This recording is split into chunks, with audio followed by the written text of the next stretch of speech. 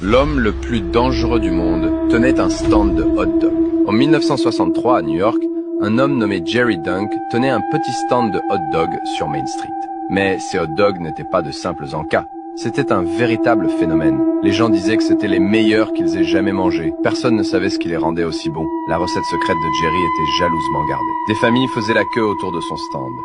Jerry les accueillait toujours avec un grand sourire et une attitude chaleureuse. Il discutait avec les pères, parlait sport ou pêche. Beaucoup d'entre eux disaient « Je retourne juste chez Jerry pour un autre hot dog » et partaient le sourire aux lèvres, mais ne rentraient jamais chez eux. La police a alors ouvert une enquête.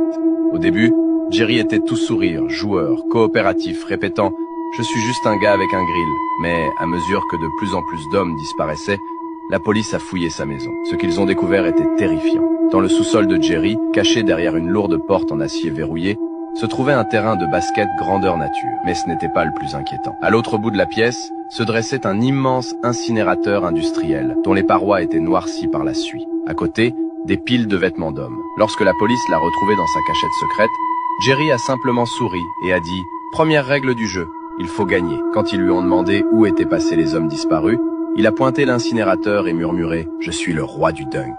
Puis, il s'était lancé droit vers les flammes.